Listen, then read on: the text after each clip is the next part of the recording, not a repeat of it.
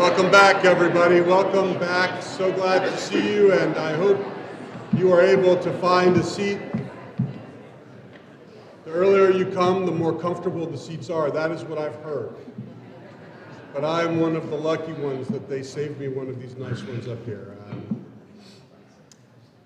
So our tradition is filled with stories of how great things emerged from partnerships.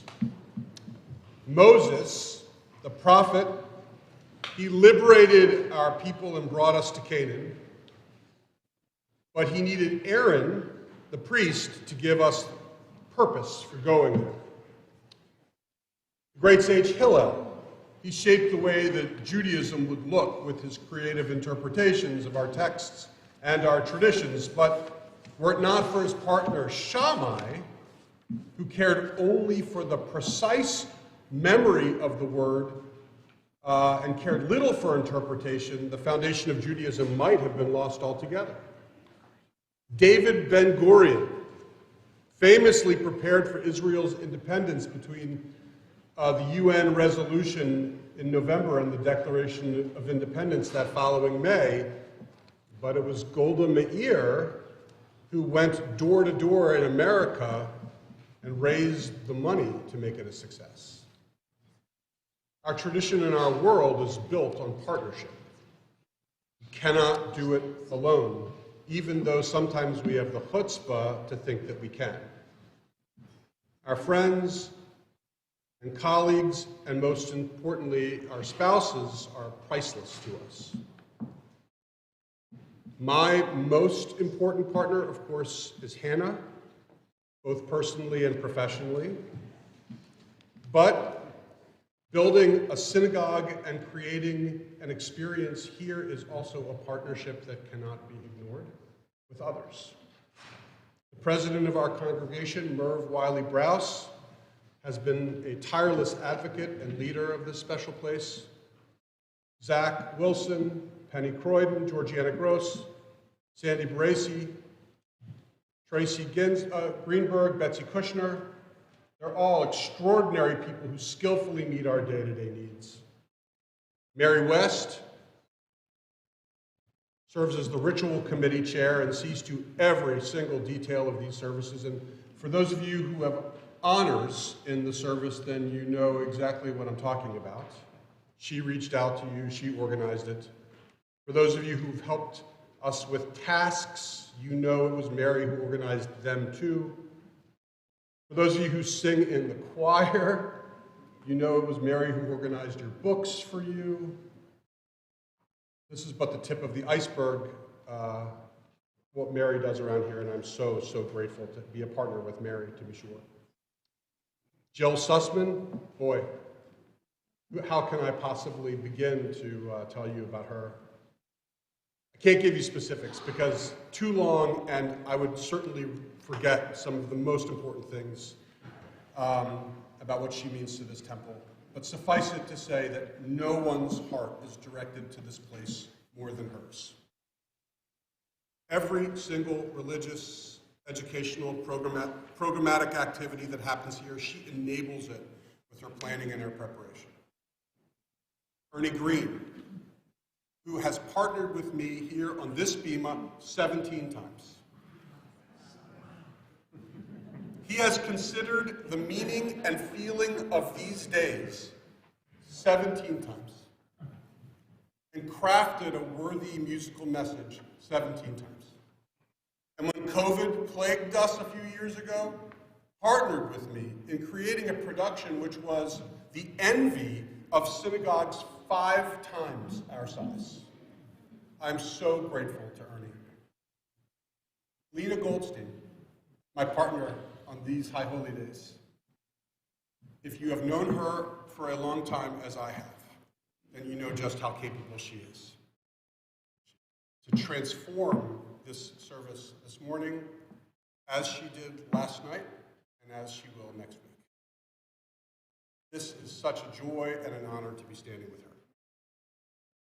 And one final partner, you, my beloved synagogue. All of this means nothing without you, without your support and your desire for a thriving Jewish community. So, let's begin our morning of partnership with Ma Tovu. It can be found on page 110.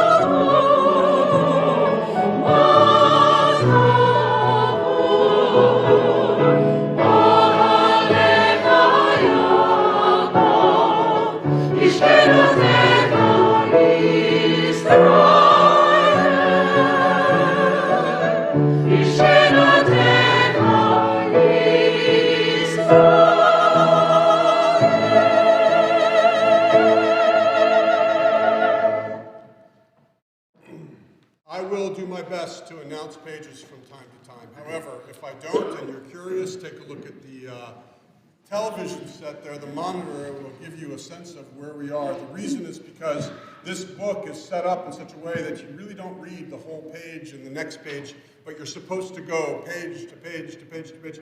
So don't want to do all the page announcing, and so therefore keep an eye on the monitor if you're confused. Page 129. Please read responsively with me in couplets, so two at a time. Blessed are the works of your hands, O Holy One. Blessed are hands that have touched life. Together, blessed are hands that have nurtured a child. Blessed are hands that have embraced with love and affection. Blessed are hands that have planted new seeds. Blessed are hands that have harvested ripe fields. Blessed are hands that have cleaned, washed, mopped, and scrubbed. Blessed are hands that have held pain. Blessed are hands that have become knotty with the age. Blessed are hands that are wrinkled and scarred from doing justice. Blessed are the works of your hands, O Holy One. Yehi ratzon milfanecha, Adonai Eloheinu v'Elohei avotenu, v'imotenu, may it be your will, Adonai our God and God of our ancestors, that we discipline ourselves in Torah and devote ourselves to mitzvot. Help us to keep far from sin, to master temptation, and to avoid falling under its spell. May our darker passions not rule us, nor evil companions lead us astray. Rather, strengthen in us the voice of conscience, prompt us to deeds of goodness, and bend our every impulse to your service. Today and every day, let us be gracious, loving, and compassionate in your eyes and in the eyes of all humanity. Baruch atah Adonai, gomel chasadim tovim la'amo Yisrael. Page 138.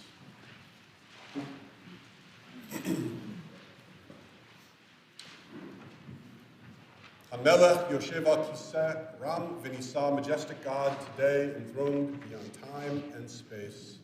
Shochen ad marom v'kadosh shemo, v'chatuv ranenu tzadikim baronai, la yisharim nava tehila, v'fi yisharim tit romam, u'divrei tzadikim tit barach, u'v'yoshon chasidim tit kadash, u'v'kerev kedoshim. In the middle of the page, join me. O sovereign God, source of holiness and greatness, may your name be praised forever in this world and beyond. Eternal One, God of our mothers and our fathers, your strength, sanctity, glory, and dominion are deserving of song, praise, poetry, hymn, sacred chant, and blessings of thankfulness for all time. Baruch atah Adonai el melech gadol b'tishbachot el hachodaot Adon haniflaot habocher b'shirei zimra melech el chei ha'olamim. Blessed are you, Adonai, sovereign of praise, source of the impulse to give thanks, crown of wonders, who desires a world filled with song and a universe of life.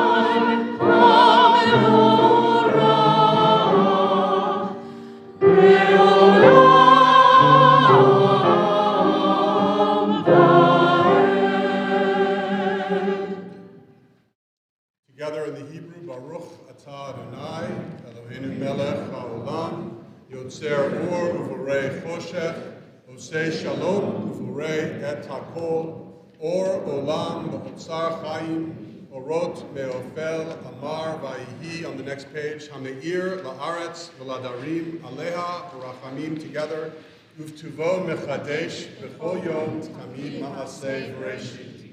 Ma rabu ma'asecha Adonai, kulam b'chokhma asita, mal'ah ha'aretz kinyanecha, titbarach Adonai Eloheinu, al shevach ma'aseh yadecha, v'al me'orei or she'asita yifa'arucha selah, or chadash al tzion ta'ir, v'nizkechu lanu mehira le'oro, baruch atah Adonai, yotzer ha'me'orot. 150.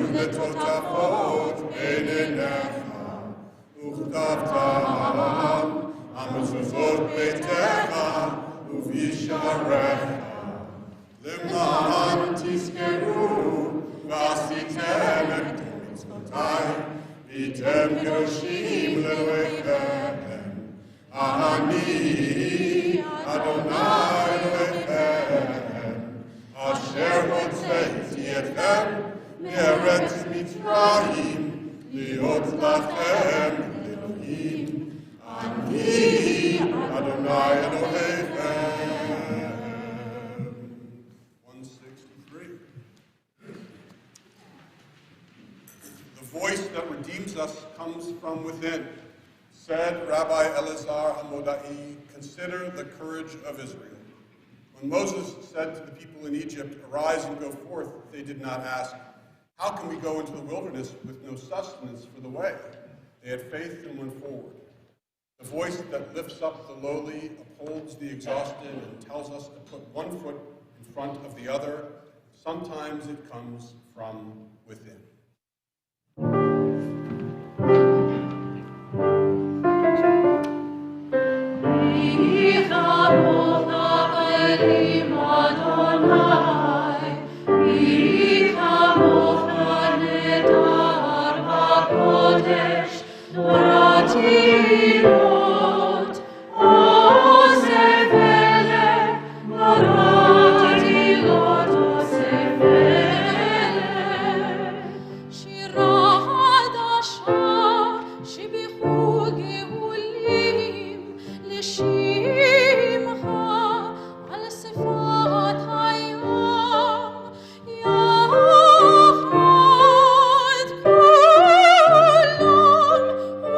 Oh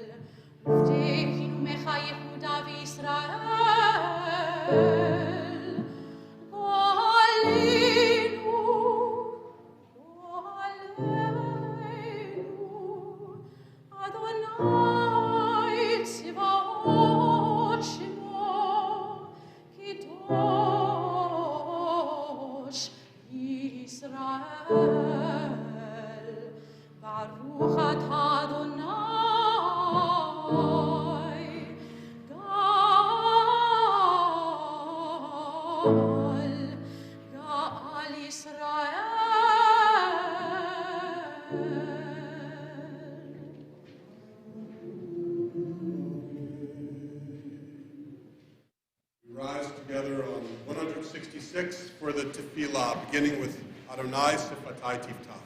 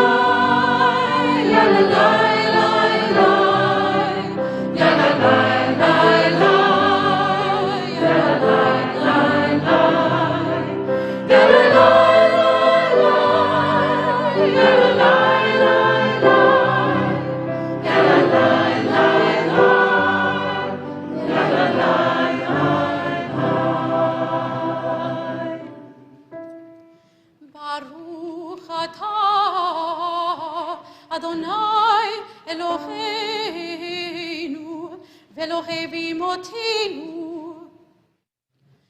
Elohei Avraham Velohei Yitzhak Velohei Yaakov Elohei Sarah Elohei Rivka Elohei Leah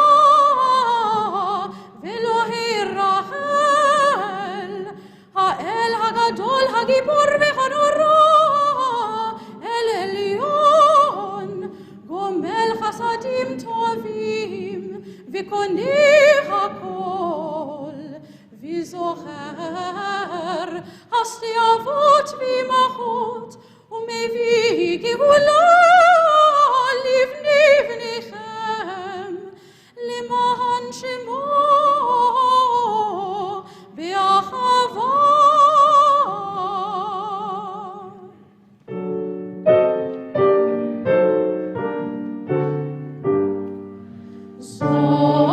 זוכרנו לחיים, מלך חפץ בחיים, וכותבנו בספר החיים, למען אלוהים חיים. מלך עוזר ומושיע ומוגן, ברוך אתה אדוני. ברוך שמו. מגן אברהם בעזרת שרה.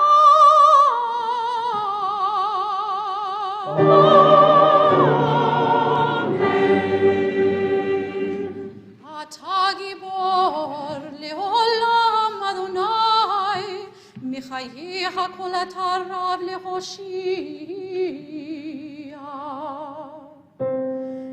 מפלגי לחיים חסד, מחייך כל ברכה מרבים, צמחי נופלים ברבי חולים, ומתיר אסורים, ומקיים אמונתו, איש עיני עפר.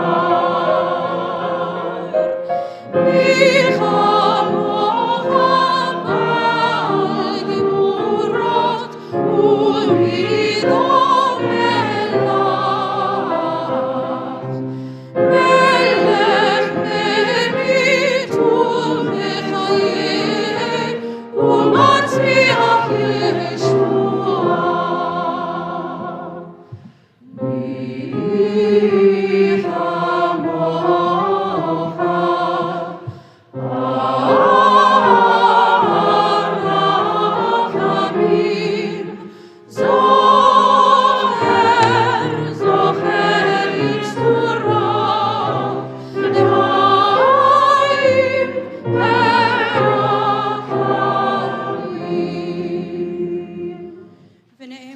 אתה לחיות הכל, ברוך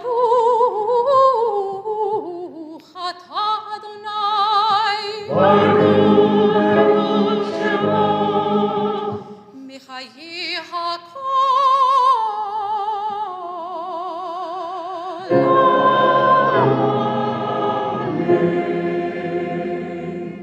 Please be seated. Page 172. Why do I, for one, want to hear all of Unatana Tokef, not only the comforting parts? An answer comes from the octogenarian violinist Olga Bloom, founder of barge music in Brooklyn. Olga was once asked by the mayor of New York, Olga, why don't you put the barge on pilings so that when a large boat passes and causes a wake, the barge won't rock anymore and the piano won't ever roll across the stage during a performance as it once did? Olga replied, I'll never put the barge up on pilings because all beauty, all art is, in some way, a wrestling with impermanence and death. Unatana Tokef is an artistic wrestling with impermanence and death, with deeds and their consequences, with power and powerlessness, with fear and reassurance, with mistakes and second chances. 174. Let us proclaim the power of this day, a day whose holiness awakens deepest awe and inspires highest praise for your dominion. For your throne is a throne of love. Your reign is a reign of truth. Join me in the next paragraph. In truth, you are judge and plaintiff, counselor and witness. You inscribe and seal. You record and recount. You remember all that we have forgotten.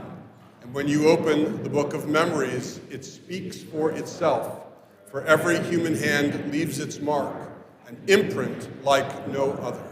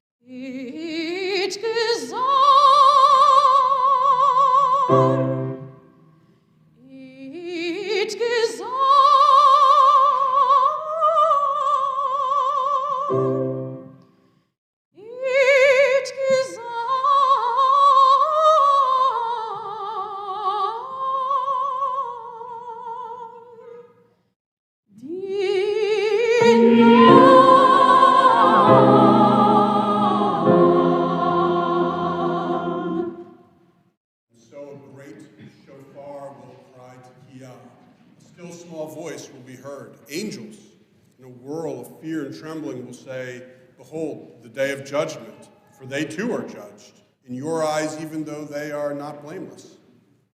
All who come into the world pass before you like sheep before their shepherd. As a shepherd considers the flock when it passes beneath the staff, you count and consider every life. You set bounds, you decide destiny, you inscribe judgments."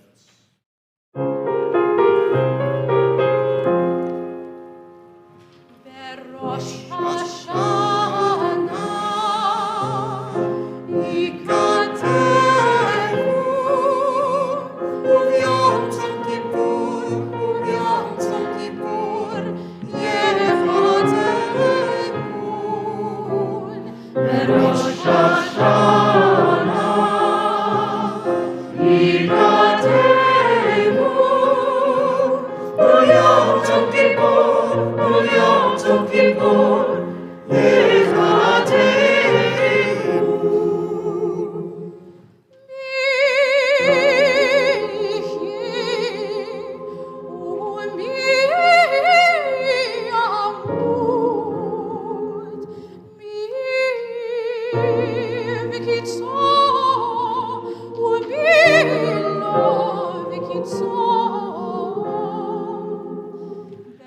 Rosh Hashanah,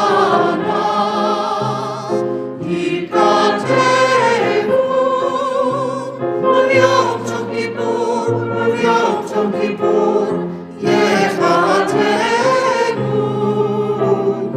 Rosh Hashanah, Ikatevu, Yom Kippur, Yom Kippur, Yechatevu.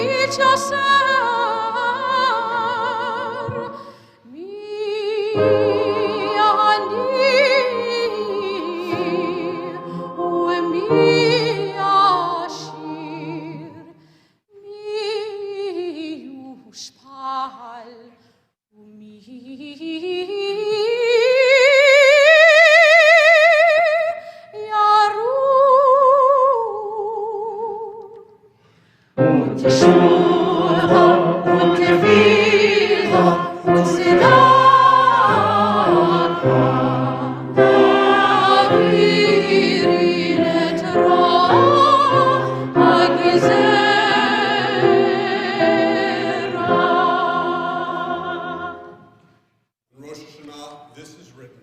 On the fast of Yom Kippur, this is sealed. How many will pass away from this world? How many will be born into it? Who will live and who will die? Who will reach the ripeness of age and who will be taken before their time? Who by fire and who by water? Who by war and who by beast? Who by famine and who by drought? Who by earthquake and who by plague? Who by strangling and who by stoning? Who will rest and who will wander? Who will be tranquil and who will be troubled? Who will be calm and who tormented? Who will live in poverty and who in prosperity? Who will be humbled and who exalted? But through return to the right path, through prayer and righteous giving, we can transcend the harshness of the decree. Page 184, please rise.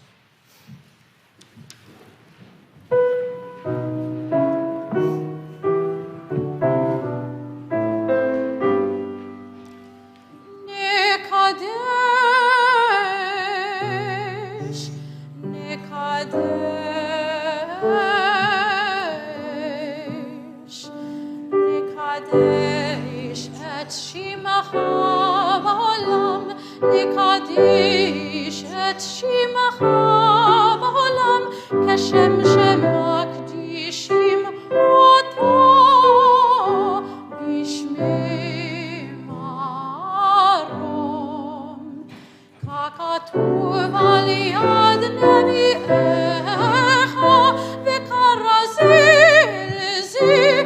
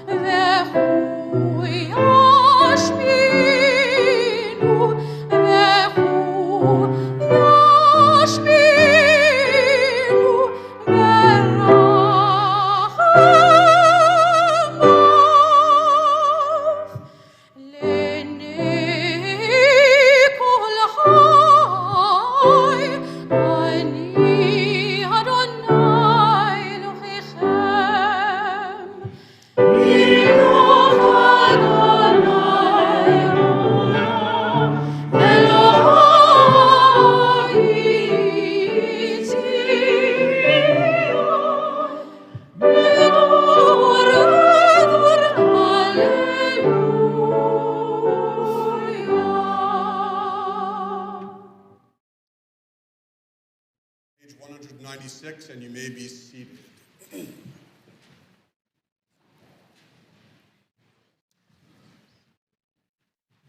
Our God and God of the generations before us, may a memory of us ascend and come before you. May it be heard and seen by you, winning your favor and reaching your awareness, together with the memory of our ancestors, the memory of your sacred city, Jerusalem, and the memory of your people, the family of Israel. May we be remembered for safety, well-being, and favor, for love and compassion, for life and for peace on this day of remembrance. זוכרנו אדוני אלוהינו בוא לטובה. Amen. ופקדנו לברכה.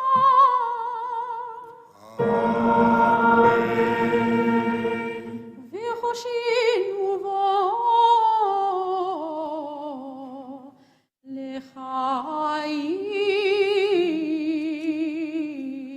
לחיים.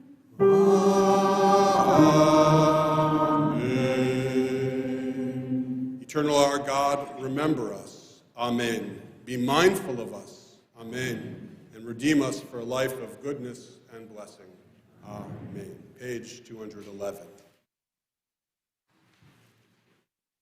To our sages who toiled, to the one who chopped wood, to the one who raised cattle, to the storekeeper, the cobbler, and the one who sold salt, to the one who brewed beer and the one who filled casks of wine, to the tailor, to the teacher, to the dealer in cotton, to the one who scrubbed clothing, to the keeper of vines, to the merchant of silk, to the one who plowed fields, to the builder of houses, to the doctors and scribes, to the blacksmith, to the tanner, to the digger of graves.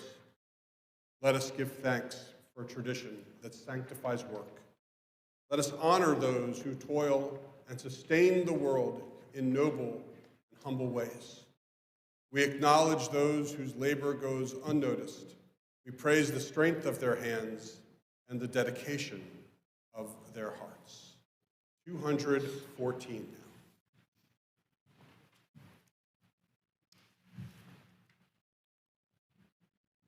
Our God, divine presence, whose path our ancestors walked, bless us now with words first bestowed on Israel in the time of Moses and Aaron, the threefold blessing given us through Torah that joins our hopes with theirs. And that blessing is in English, may you know God's blessings of shelter and care. May it be so. May you receive the light of God's kindness and grace. May it be so. May you see God's favor and goodness, and may you partake of God's peace. May it be so. יברכך אדוני וישמרך.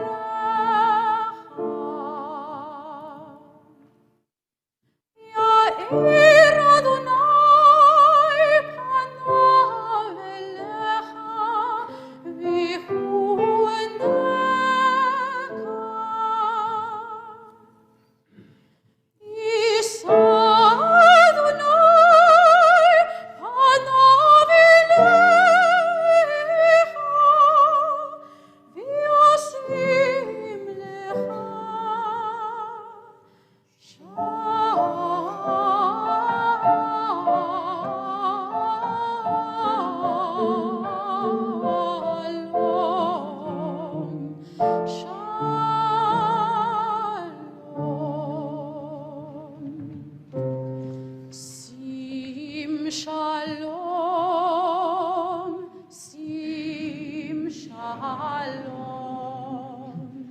Sim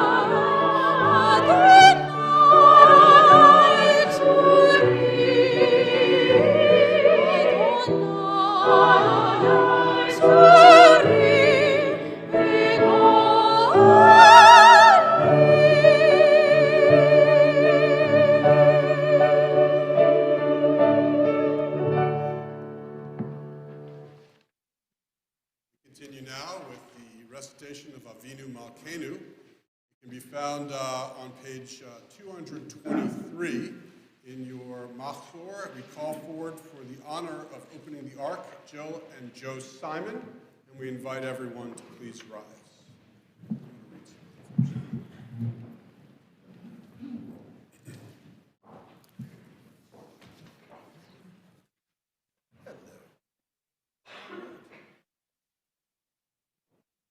Avinu Malkeinu begins with a simple plea. We say, Avinu Malkeinu Shema Kolenu. O God, hear our voice. A simple phrase with a far more complicated meaning.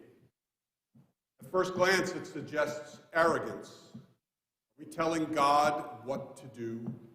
Could that possibly be the case? Do we, or more poignantly, does the author of this prayer actually have the arrogance to make demands of God? So maybe it's better understood as a request. Oh God, please hear our voice. We know that you have many things going on, and we certainly don't want you to think we are pestering you, God, but please listen to us. Maybe the best understanding of these simple words is within the context of a relationship. Oh God, we're talking over here, but I don't think you're hearing us. I have stood up in services when we have reached this page, and I've sung along with the words that generations have taught me to say, and yet I wonder if it's really doing anything. I wonder if you think about our relationship in the same way that I think about it. I know that our stories maintain that you heard the cries of Ishmael and Hannah and the Israelites, but do you hear mine too? Friends, it is okay to feel doubt. If you do, you're part of a long chain of tradition of our people. Still, we come together and utter these words, and in doing so, we find the loving embrace of a community of people to support us in our question. Avinu Malkeinu.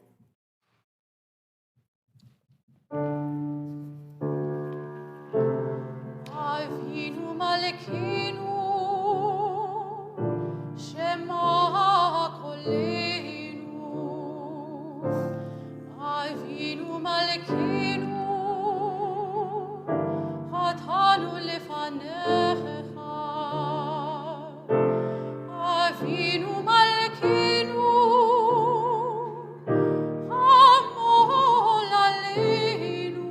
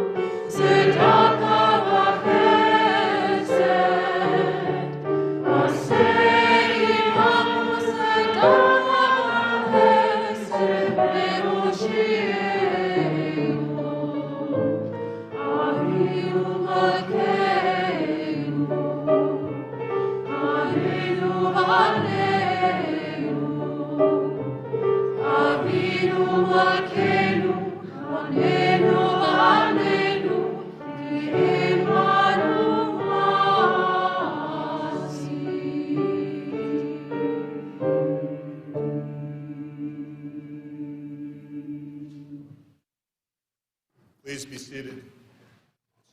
Be careful with the step. It's hard to see.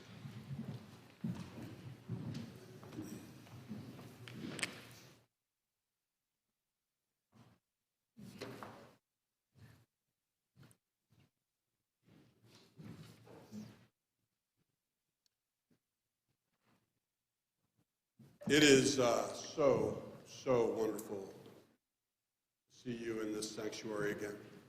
To see the sanctuary full again. And I know that for some of you it has been a little while since the last time you were here. I know that because earlier, before services, someone, and I will not say who it is, but someone approached me and asked me, for the Wi-Fi password. We change it from time to time. So I looked at this person and I said, Wi-Fi password? I was like, on Rosh Hashanah. And he looked at me and he said, is that with a capital O, R, and H? Or is it all lowercase? So, that's a true story. Here we are, friends, again, back together, back in this sanctuary, this beautiful, beautiful sanctuary that, I know for some of you, you have not been here at this temple for decades. Maybe you've only been here for a few years. But I remember a time before this sanctuary. And I still walk into this building, and I just stop for a second, and I gasp. Because I remember. And I remember where we are, and I know where we are, and I remember from where we've come. And it just takes my breath away. But we're back here in this beautiful place. It's where we're supposed to be. And I know that since last year, for some of you, there have been changes. Some of you have said goodbye to a loved one. Others have welcomed a loved one. Some of you have faced health scares. Others have been freed of the grip of sickness. We Jews, we measure the changes in our lives from Rosh Hashanah to Rosh Hashanah, not from January 1st. And this season is marked by special additions to our service that are not said during the year. Avinu Malkeinu, or Zochrenu, or Unatana Tokef. These are terms reserved for today and for next week. Or how many times have you heard the expression Sefer HaChaim? Too many to count. Sefer HaChaim, which means the book of life. I guess our tradition teaches that God has a ledger, and that God keeps track of our actions. And we get a sticker when we do well, and we get a red X when we do poorly. I think there's a dollar store up in heaven for God. But sometimes I think about the expression book of life in a different way. Sometimes I like to think about Sefer HaChaim not as book of life, but rather as story of our life. Zochrenu l'chaim, remember us for life. V'chotvenu b'sefer HaChaim, and write down for us the stories of our lives. And I like this interpretation because in many ways our understanding of Judaism does not come from abstract beliefs, but rather from narratives, from stories, from the stories we are told and the ones that we remember. Our sense of what it means to be a Jew is not based on what rabbis and teachers have taught us, but instead about the stories about being Jewish that we've learned over the years. And what are those stories? What are those stories that shape our sense of Jewishness? Look no further than the Torah portion that we'll be reading in a few minutes. Abraham was called upon to do an unthinkable thing. Abraham was called upon to sacrifice, to make a sacrifice that no one else would ever have to make.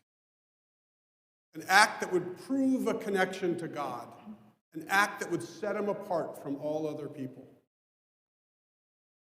And we who grew up listening to this story, we know what it means to be the seed of Abraham. We are well aware of the various times when we feel set apart or alone.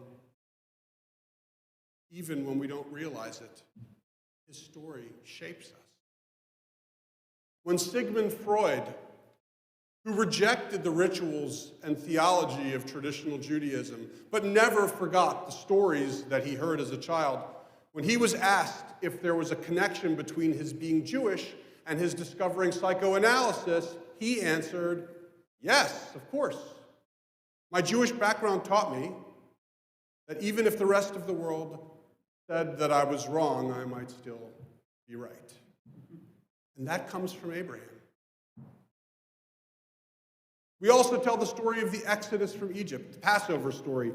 It's perhaps the definitive story of our people. Just think for a second about the fact that when you watch the movie Ten Commandments or Prince of Egypt, or you hear the Exodus story, you're thinking about how it's your story, about how you take it personally.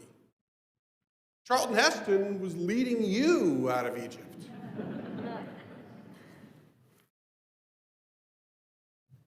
We tell the story of how God sided with the oppressed, with the enslaved, and not with the rich and powerful.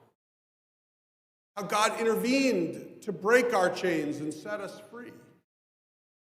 Is not our sense of what kind of world we live in, of what our responsibilities are in this world, are they not shaped by the telling of this Pesach story? I think you could draw a straight line between the Seder, the Pesach Seder, to Jewish involvement in social justice over the years. Whether it was siding with the poor and oppressed in Europe, even when we ourselves had very little, to the civil rights movement here in America.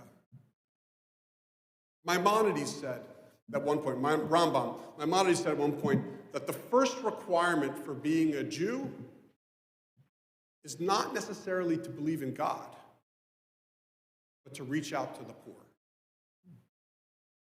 I think that what he was saying is that when a person who claims to believe in God, but is stuck in the world of his or her own needs and interests, deaf to the cries of the needy, does that person really believe in the God of the Jewish people? What about the story of Isaiah? You've heard it before on Yom Kippur. The prophet communicates the famous words of God. He says, "Is this the fast that I want?" A story about how God demands righteousness, not ritual, actions, not prayers. Or here's another story we tell. According to our tradition, the Roman armies did not destroy the temple in 70 CE. Even though we know historically that they did, in fact, destroy it. But still, we maintain that they didn't. Instead, we say it's because of our own quibbling and fighting amongst ourselves. We call it sinat chinam, unnecessary hatred directed at people you simply disagree with. Our tradition says that there's no law against fighting or hating. But because we're a people who fought amongst ourselves, we turned the eradication of unnecessary hatred into a value. Have we not become a people committed to dialogue and not to physical altercation? We tell stories of 2,000 years of Jewish suffering. Suffering in the diaspora. Cruel, often bloody stories of persecutions and expulsions and pogroms. But the point of all these stories is not to lament over how much we suffered, but to affirm how we survived and rose above bigotry and ignorance. In a Europe dominated by ignorance and superstition, where in the Middle Ages, half the Christian clergy were illiterate, every Jew, not only the rabbis, every Jew could read and understand the Bible and the prayer book. In a world where desperately poor peasants coped with their frustration by getting drunk and abusing their families, Jewish homes, equally poor, equally frustrated, were havens of sobriety, peace, and love. The great achievement of the shtetl, the one that is most relevant to our world today, was that our ancestors fashioned a community where the whole was greater than the sum of the parts. A town of ordinary people added up to something extraordinary. That's Fiddler on the Roof. Ordinary people, not terribly bright or well-educated, but decent people and caring people, committed to something greater than themselves, and that commitment redeemed them from their mediocrity. I'm not here to tell you that our story is one of mediocrity. But the success of the shtetl is a reminder of what it means for us to be part of a community. And how, when we are part of a community, we become far greater than the sum of our parts. One of my favorite expressions from our tradition comes from Rabbi Nathan. He had just been listening to a bunch of rabbis arguing about what constitutes living in Jerusalem versus living out of town. And Rabbi Nathan says, Kol yeshuv kulo tachat kochav echad. He said, all Jews live together under one star. In other words, our strength, even the secret of our survival, has been our insistence on community. And then there are stories from the modern era that have shaped us. Stories that are not suggestive of a long past world, but instead stories that have come from people who lived them, oftentimes people that we knew. Stories that our parents and grandparents told us. Stories of leaving Europe and coming to America where things were different. Stories of a country that permitted us to go as far as our willingness to work hard would carry us. Stories of a tailor and his wife whose child became a doctor. Stories of the shopkeeper whose kid became a judge. Stories of the immigrants' children who became leading novelists or who built the movie industry. I think it's fair to say that we're all here today because of those stories. Here's a fun story communicating the success of that generation. And some of you in this sanctuary are going to really identify this. It's of Sid Luckman. Now, who was Sid Luckman? Yes, he was the star quarterback of the Chicago Bears in the 1930s and 1940s. And so for those of you who commonly criticize me for talking about too much sports, this is from the 1930s and 1940s. This does not count as me talking about sports. So if you want to know, imagine who Sid Luckman is, think Tom Brady or Patrick Mahomes from the 30s and the 40s, 80 years ago. So Sid Luckman, and the name is unmistakably Jewish. He was the son of a tailor in Brooklyn. I mean, this is one of the all-time greats. Taylor in Brooklyn, son of him. Now, Meyer Luckman, his father, bought him his first football when he was 11 years old.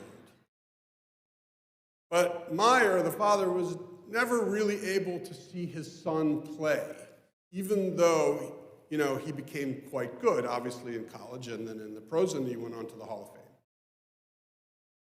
And the reason why, it's because he worked especially hard on Sundays because he was not working on Saturdays. So on October 22nd, 1939, the Chicago Bears came to New York City to play against the New York Giants in the Polo Grounds. I just said where because for all of you, nostalgists, you're like, oh my God, the Polo Grounds. Anyway, the Polo Grounds. Now, Luckman and the Bears were good, but the Giants were better because of a very physical and stingy defense. And this was the first time that his parents ever came to see him play.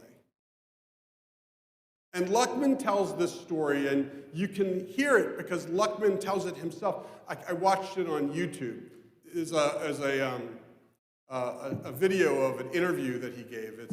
You have to spend a lot of time listening. It's about a 2-hour interview, but on YouTube you can play things at 1.5 speed, and it makes it go by a little faster.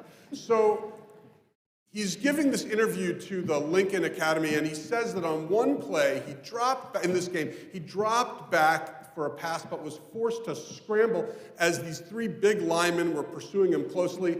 And suddenly he hears a voice from the stands yelling, and remember, this is Luckman telling this story himself. He hears a voice from the stands yelling, "Sidney, let them have the ball. I'll buy you a new one." Right? His mom and dad, who have no idea what this whole thing is about. But that's the Jewish story, right? It's like, we've come a long way. We can buy a second football. I mean, really, we've progressed. But the Jewish story is that, what our parents don't appreciate, or the grandparents don't appreciate, what it means, where we've come. There are some stories we know that are almost too painful to tell, right? Stories of unprecedented cruelty and sadism, and stories of what happened to our people in Europe in the first half of the 1940s. Any one of those countless stories we know from that period remind us of the chilling lesson that even though a nation might be sophisticated and educated, doesn't necessarily make them good. Intelligence and sophistication can be used just as easily to harm as it can to help. And yet, even in the shadow of that monstrous cruelty, there are stories of our people which remind us of tremendous resilience. The Jewish story of resilience. One such story from Elie Wiesel. It describes how 3 rabbis in Auschwitz convened a rabbinic court, called a Beit Din, a rabbinic court, to put God on trial for breaking the covenant with the Jewish people. Wow. Listen to this. These rabbis called on various people to testify about what had happened to them and what had happened to their families. They called on scholars who quoted from passages of the Torah and the Talmud, in which God, these passages in which God promises to protect our people if we are deserving. And after taking in all of the testimony, they deliberated and they announced their verdict. What was the verdict? They found God guilty breaking the covenant with our people. And then the senior member of the court said, "Okay, now that we have settled that matter, let's go get ready for Shabbat." And does this story not teach us of our long-standing commitment to our tradition, even when we have felt wronged, shortchanged? Finally, stories like Sandy Koufax not pitching in the World Series or Israel's miraculous victory in the Six-Day War fill us with tremendous pride.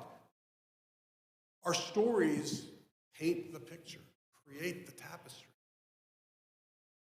I truly believe that the people we have become are because of the stories we pass from generation to generation. Our stories tell us that we are a people who take this world seriously. We believe that reward comes not from our faith, but from our actions. Our stories tell us that we are a people who understand, as Abraham did, that we are different and that we do things differently. Our stories tell us that we are a people of suffering, and that suffering has shaped the way we see others who struggle. But just as important is how we see ourselves. Those stories remind us of how we are a people of resilience and perseverance. Our stories show us how the ordinary can become extraordinary, and that our people are capable of wondrous achievements. And finally, we understand that this new year, this Rosh Hashanah, is the latest chapter in a story that continues to be told. And that if we live it right, it will be our story. The story of what kind of Jews we are, a story that our children will one day tell, and that will be passed from generation to generation. Amen. Shana.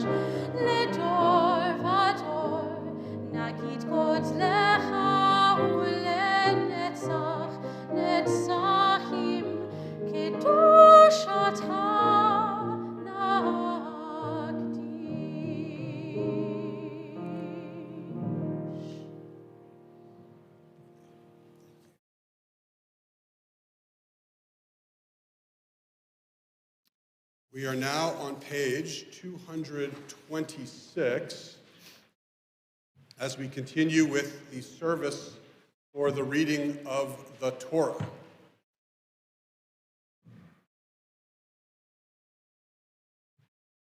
When first we appeared on the stage of world history, a book was in our hands, this book, this sacred scroll. And we were told, this is very near to you, in your mouth and in your heart. And we were told, you can surely do it. And then we learned, this is where heaven and earth touch. We are the people of the book. Through fire and mud and dust, we have borne our scrolls tenderly as a baby swaddled in a blanket, traveling with our words sewn in our clothes and carried on our backs. Let us take up the scroll of Torah and dance with it and touch it and read it out. For the mind touches the word and makes it light. So does light enter us, and we shine. Please rise.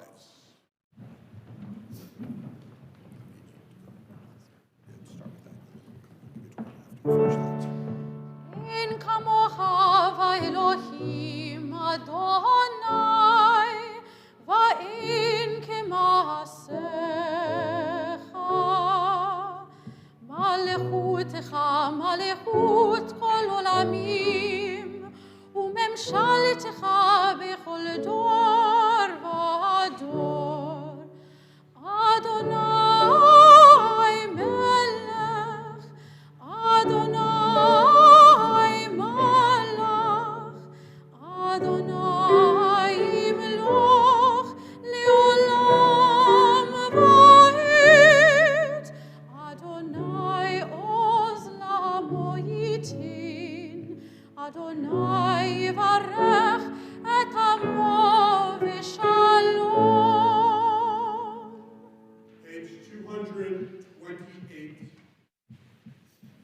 Adonai, Adonai, God, compassionate, gracious, endlessly patient, loving, and true, showing mercy to the 1000th generation, forgiving evil, defiance, and wrongdoing, granting pardon.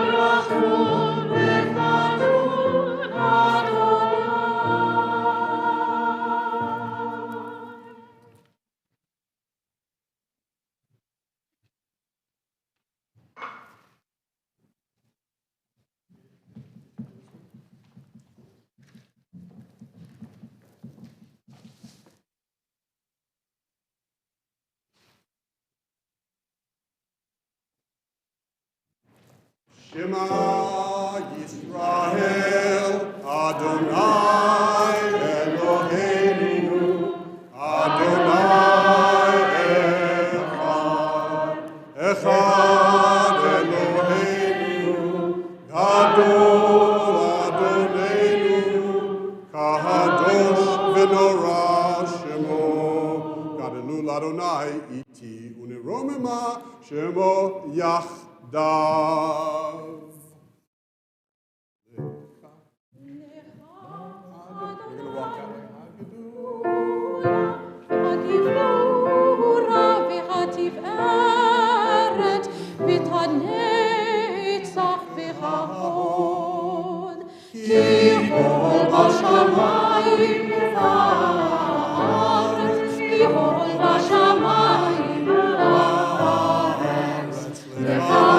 Adonai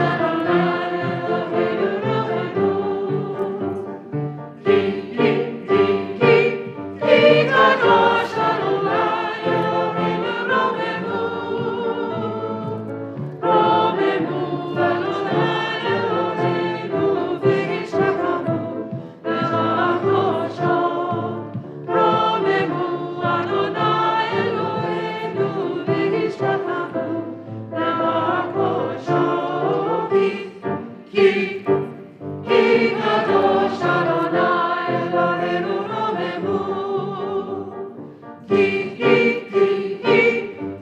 Kadosh Adonai Eloheinu Romemu. Romemu Adonai Eloheinu v'yishmakahu la'akosho. Romemu Adonai Eloheinu v'yishmakahu la'akosho.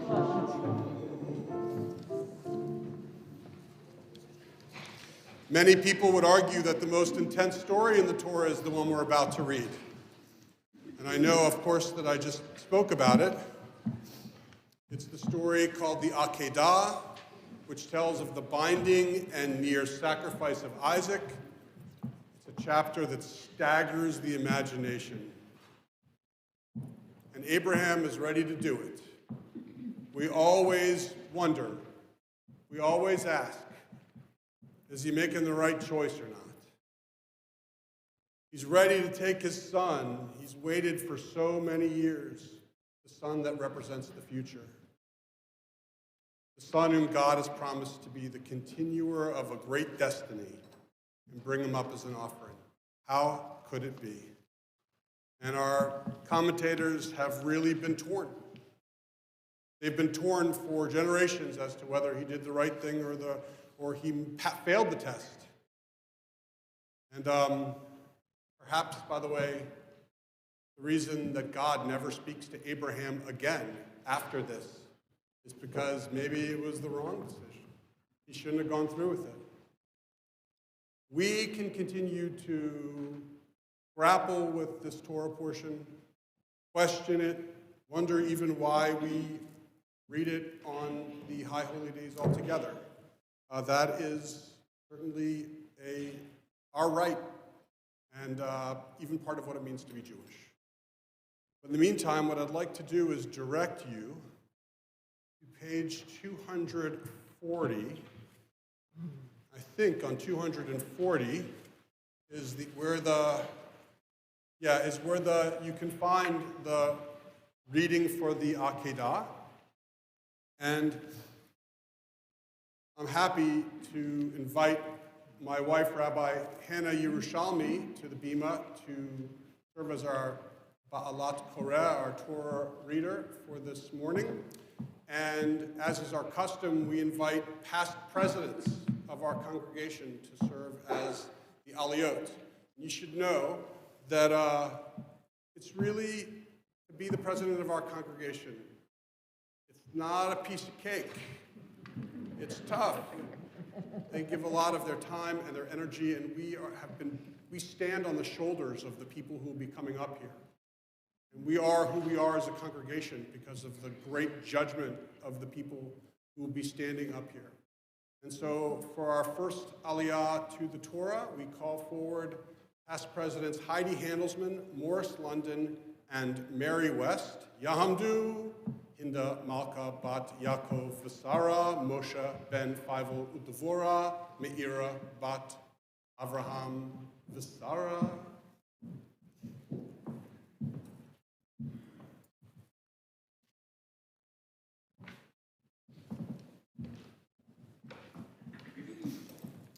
Well, let's just put you guys in front of the microphone. Come a little closer here.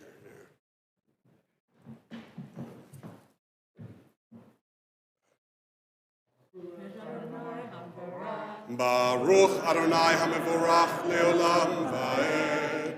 Baruch Adonai HaMevorach Leolam Va'ed. Baruch Atah Adonai Eloheinu melech haolam. Asher bachar banu mikol ha'amim. V'natan lanu et Torato. Baruch Atah Adonai Noten HaTorah. Amen. ויהי אחר הדברים האלה, והאלוהים נישא את אברהם, ויאמר אליו אברהם, ויאמר הנני, ויאמר קח נא את בנך את יחידך אשר אהבת את יצחק, ולך לך אל ארץ המוריה, והלהו שם לעולה על אחד ההרים אשר אומר אליך. וישכם אברהם בבוקר, ויחבוש את חמורו, ויקח את שני נעריו איתו, ואת יצחק בנו. ויבקע עצי עולה, ויקום וילך אל המקום אשר אמר לו האלוהים. ביום השלישי, וישא אברהם את עיניו, וירא את המקום מרחוק. ויאמר אברהם אל נעריו, שבו לכם פה עם החמור, ואני והנער נלכה עד כה, ונשתחווה ונשובה אליכם. ויקח אברהם את עצי העולה, וישם על יצחק בנו, ויקח בידו את האש, ואת המאכלת, וילכו שניהם יחדיו. ויאמר יצחק אל אברהם אביו, ויאמר, אבי. ויאמר, הנני בני. ויאמר, הנה האש והעצים, ואיה הסה לעולה. ויאמר אברהם, אלוהים יראה לו הסה לעולה בני. וילכו שניהם יחדיו.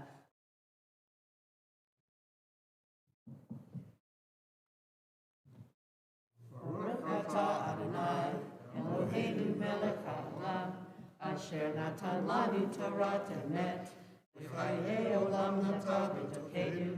ברוך אתה אדוני, נותן התורה. Amen. Thank you all very much. Our next. Yeah, you can move over. Hug is okay. Hug, okay?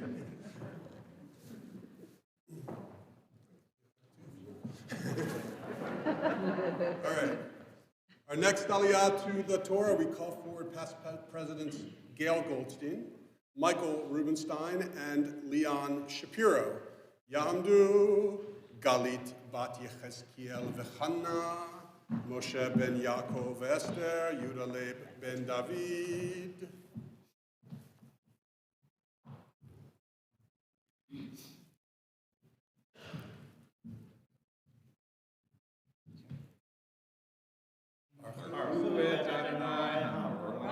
Baruch Adonai HaMevorach Leolam Va'ed. Baruch Adonai HaMevorach Leolam Va'ed. Baruch atah Adonai Eloheinu melech haolam, asher bachar banu mikol ha'amim, v'natan lanu et torato. Baruch atah Adonai noten haTorah. Amen.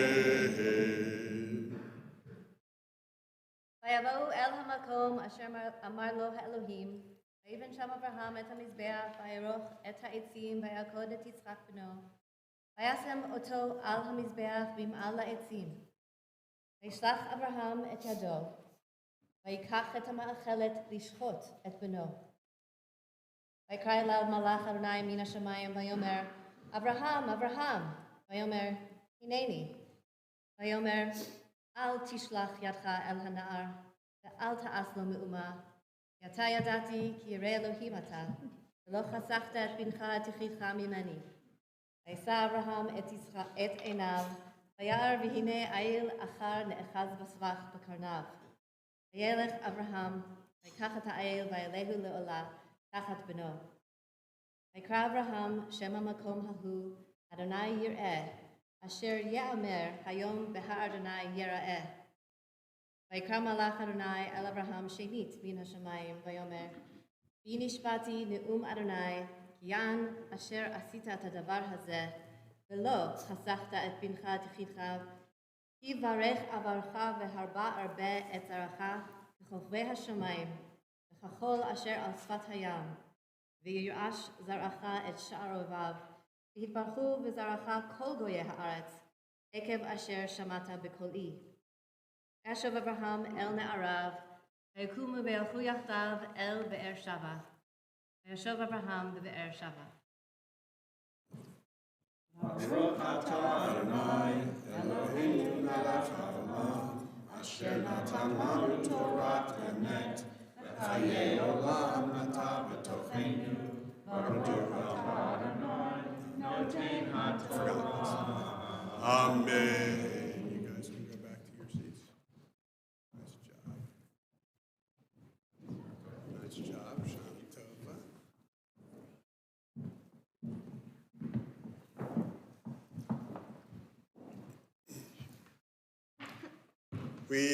As we prepare to lift up the Torah, so everyone can see precisely the words that were read for us, I would like to call forward Linda Harrison for the honor of redressing the Torah. Page 246, would everyone please rise?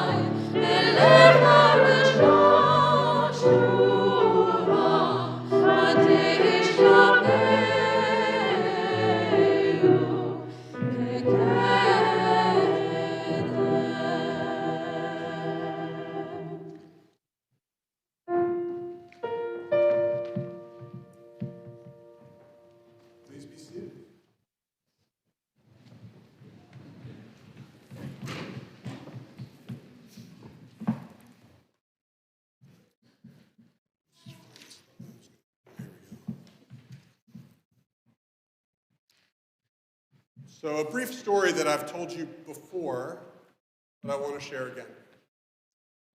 It's a story that illustrates the importance that the Jews have held about hearing the sound of the shofar in Rosh Hashanah.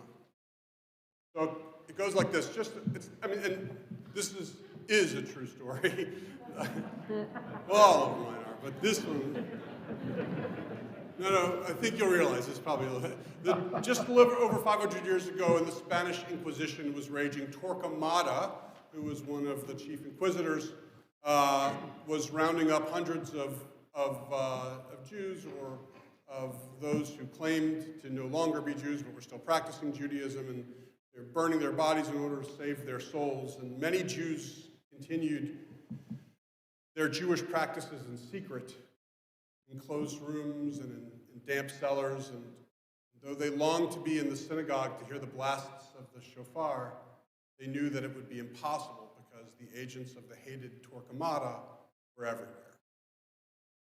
And any display of Jewish custom or ritual would put themselves, of course their family, their friends, in peril and in danger. And so the Jews of 1492 Spain knew that they could not fulfill the sacred commandment to hear the shofar. But a rumor began to spread in the streets. Keep it to yourself. It would quietly pass from one person. It was in the city of Barcelona word began to spread of a special concert to be given to Spanish royalty and church officials. Jews bristled at the thought of spending Rosh Hashanah, one of the most sacred days of the year, in the royal concert hall.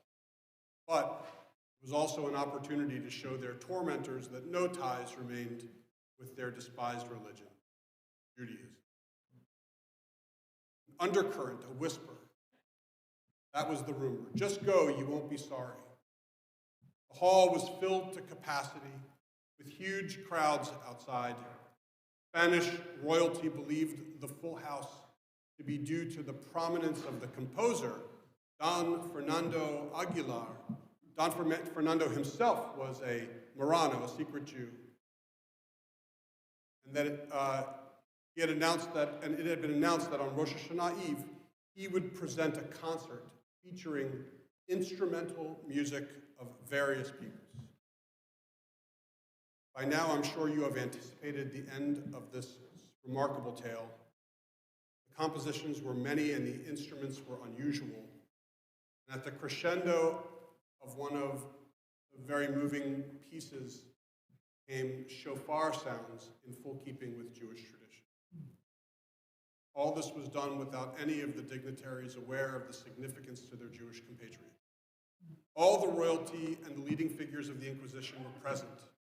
They all heard and saw, but they knew nothing. They could not sense the hidden emotion that electrified the air all around them. And so we continue also with the sound of the shofar. It is spoken to Jews across the span of time and across the bridge of years. And of course, it speaks to us on this holy day. So if you would like to follow along, well, the blessings can be found on page 206, but the calls are on page 284. So you can choose 206 or 284. You can just wait for it on 284, or you can just do a quick flip, hold one page, go to another, and quickly flip over. However, for the service of the sounding of the shofar, it is customary to be standing, and so I'd like to invite everyone to please rise.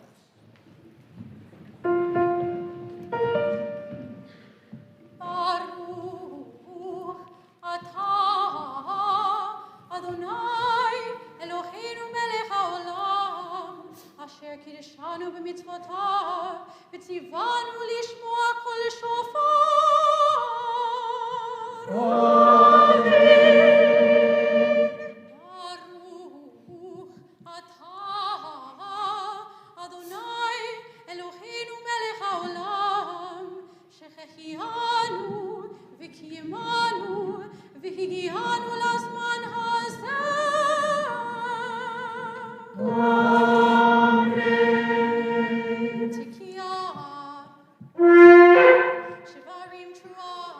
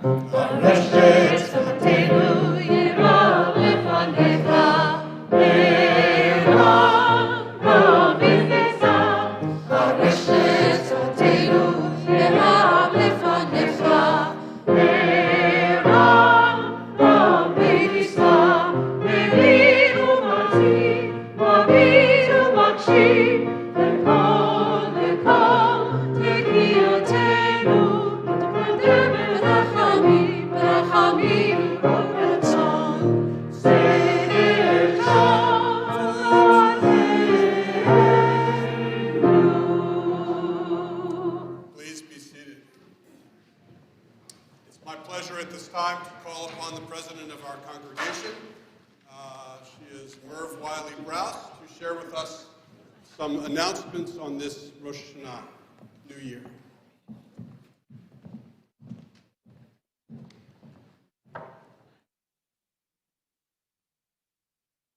Shana Tova. On behalf of the Board of Trustees of Temple Beth Shalom, I wish you a year of blessing and of peace. My thanks to the many people who made this morning's service possible. Rabbi Ari Goldstein, cantorial, soloist, our very own Lena Goldstein, I had to add that piece to it, conductor Ernie Green, pianist Lori Hayes, members of Nashera and the Annapolis Chorale, and Draper, which is behind the scenes, and he's from Live Arts Museum. So all of this, Live Arts Maryland, all of this is because of Draper, whatever you can hear or see afterwards, whether on YouTube or the people on stream right now. Or administrator, Jill Sussman, or office staff, Sandy Baresi, Penny Croydon, and Georgiana Gross. And of course, our religious school teacher, or religious school director, Tracy Greenberg. Mary West, the ritual committee, or ushers, as well as the police officers. Thank you guys for providing protection to our Temple Beth Shalom community. Each year at this time, Temple Beth Shalom collects food for our local food pantry, my brother's pantry, the local food bank, my brother's pantry. We have been told that our High Holy Days drive is very important to the pantry because our donations fill the shelves for their fall and winter distributions. Please take an empty bag on your way out, which will be handed to you by members from Social Action Committee. Fill it with unexpired, non-perishable items from the list stapled to the bag, and bring the food donation back when you come to Yom Kippur. Check the High Holy Days page on our website for hours when the truck is available. If you prefer, you may donate money instead of food by sending a check to my brother's pantry or via PayPal. This afternoon, our children's service will begin at 2 p.m. Then Tashlik service will be at 4 on the Stonington Beach. Directions to this service are in the lobby. Please be respectful of private property when you park. Members of our community will gather at Hillcrest Cemetery tomorrow at noon to say Kaddish and remember loved ones. To each of you, my temple family, Shana Tova and Shabbat Shalom.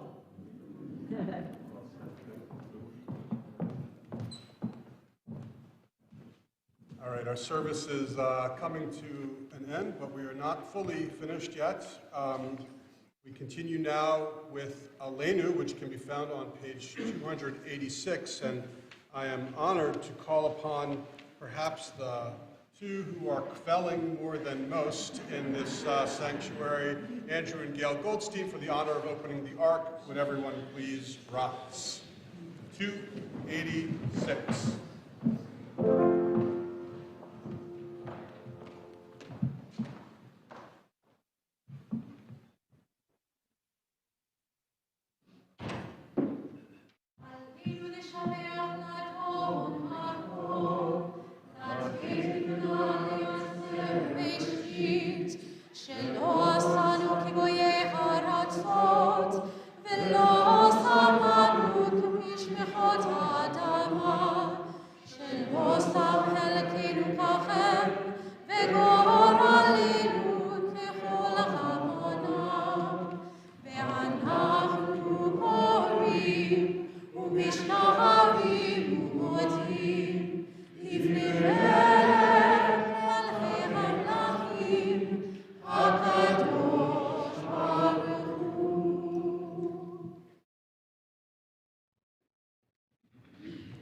Please be seated.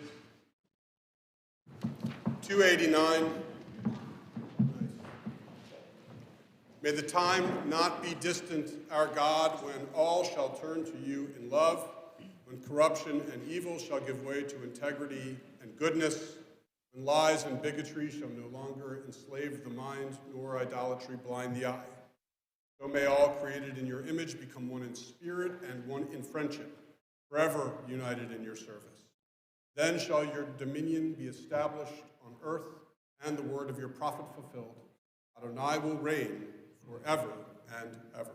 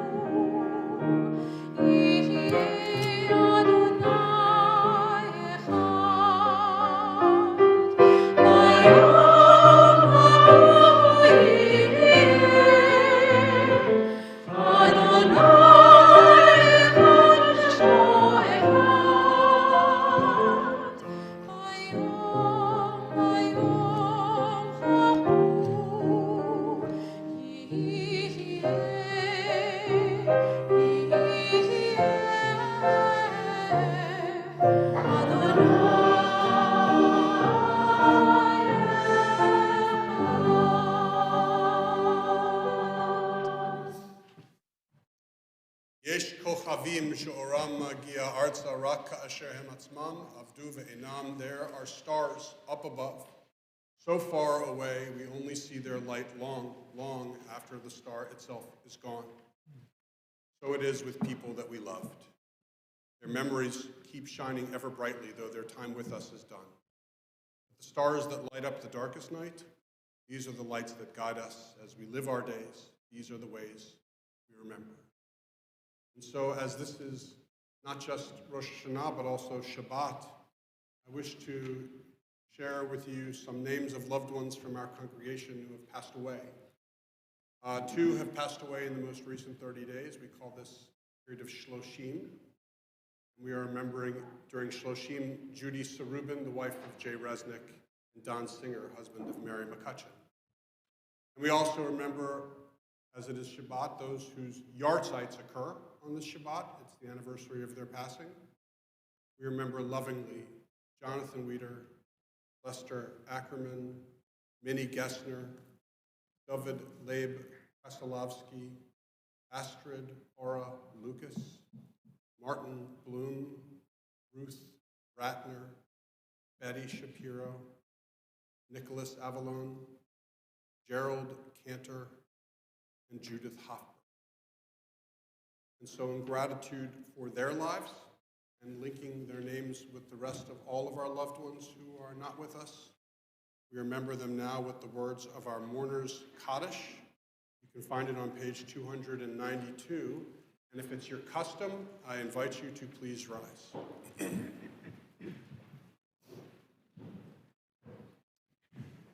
Yitgadal v'yitkadash shemei rabbah bi'alma divrach rutei v'yamlich malchutei v'chayechon uvyomechon v'chayei dechal beit Yisrael ba'agala u'bizman kariv v'imru. Amen. Yehei shemei rabbah mevarach le'alam u'lamei amaya Yitbarach v'yishtabach v'yitpa'ar v'yitromam v'yitnaseh v'yitadar v'yitaleh v'yitalal shemei dekutsha b'richu Le'elam min kol birchata v'shirata tushbachata v'nechamata damiram b'yama v'imru. Amen. Yehei shlama rabba min shemaya v'chayim aleinu v'al kol Yisrael v'imru. Amen. Oseh shalom b'imrumav v'yaseh shalom aleinu v'al kol Yisrael v'imru. Amen. May the source of peace send peace to all who mourn and comfort to every bereaved heart. Amen. Please be seated. Thank you. So in just a moment, we will be concluding first with the singing of A New Year, which can be found on the front cover of the booklet. If you were given, if you have that booklet, you can find it there. A New Year, and afterwards one final benediction, and that's how we'll be concluding our services this morning. So for now, A New Year.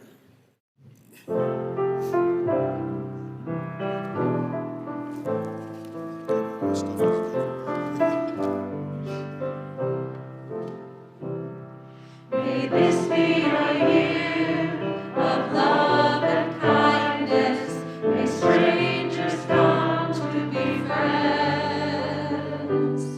May truth and compassion always guide us. Amen.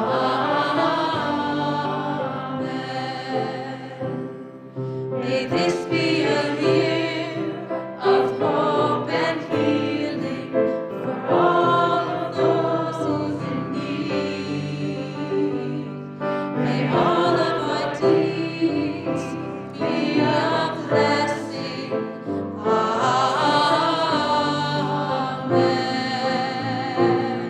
A new year, a good year, a chance to start all over.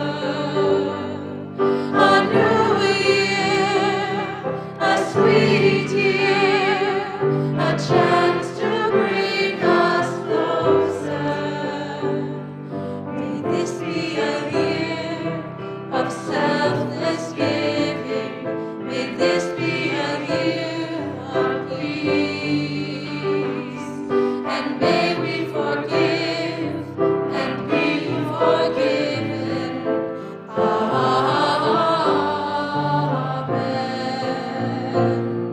A new year, a good year, a chance to start all over. A new year, a sweet year, a chance to bring us closer. A new year, a good year, a chance to start all over. A new year, a sweet year, a chance to bring us closer. Closer to the ones we love. A world that we can be proud of. Long as there are stars above. There comes a new year.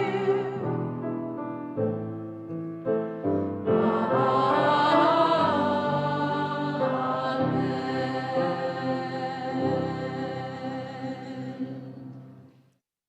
God, we have joined here together to voice the emotions deep within our hearts. At times there were imperfections in the words we uttered in your sacred Hebrew language. Still, it was with the greatest of sincerity that we uttered them. At times this morning we lost our concentration. Still, our soul was always steadfast and certain in its direction. At times we considered the holy words we spoke and deemed them irrelevant.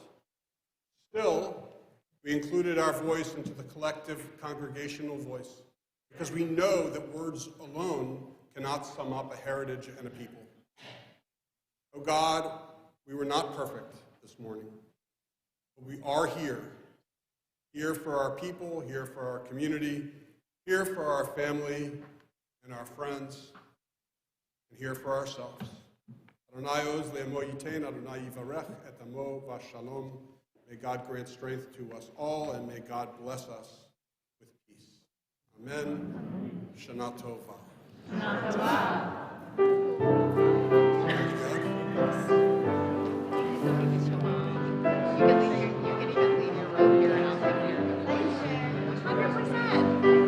Everybody helps me anyway, which you've seen.